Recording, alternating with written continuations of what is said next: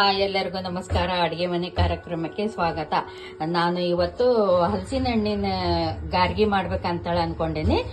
ಬರ್ರಿ ಅದಕ್ಕೆ ಏನೇನ್ ಹಾಕ್ತೇನೆ ಅಂತ ತೋರಿಸ್ತೇನೆ. ಅದಕ್ಕಿಂತ ಮುಂಚೆ ನೀವು ನನ್ನ ಚಾನೆಲ್ ನ ಸಬ್ಸ್ಕ್ರೈಬ್ ಮಾಡ್ರಿ, ಪಕ್ಕದಲ್ಲಿರೋ ಬೆಲ್ ಐಕನ್ ಬಟನ್ ಒತ್ರಿ, ಹಂಗ ಪ್ಲೀಸ್ ಸಪೋರ್ಟ್ ಮಾಡ್ರಿ. ಈಗ ನಾವು ಸಾಮಾನ್ಯವಾಗಿ ಕುಂಬಳಕಾಯಿ ಗಾರ್ಗಿ, ಗೋಧಿ ಹಿಟ್ಟಿನ ಗಾರ್ಗಿ ತಿಂದಿರ್ತೇವಿ. ಈ ಹಲಸಿನ ಹಣ್ಣಿನ ಗಾರ್ಗಿ ನಮ್ ಕಡೆ ಉತ್ತರ ಕರ್ನಾಟಕದ ಕಡೆ ಮಾಡಂಗಿಲ್ಲ. ಆದ್ರೆ ನಾನು ಹೆಂಗ್ ಹಾಕ್ತಾವೋ ಮಾಡಿ ನೋಡೋಣ ಅಂತಂದು ಟ್ರೈ ಮಾಡಾಕುಂತೇನೆ. ಬರ್ರಿ ಅದಕ್ಕೆ ಏನೇನ್ ಹಾಕ್ತೇನೆ ಅಂತ ತೋರಿಸ್ತೇನೆ. ನೋಡ್ರಿ, ಈಗ ಒಂದು ಬಟ್ಲ ಹಲಸಿನ ಹಣ್ಣೆ ಬೀಜ ಎಲ್ಲ ಸುಲಿದು ಇಟ್ಕೊಂಡೇನಿ.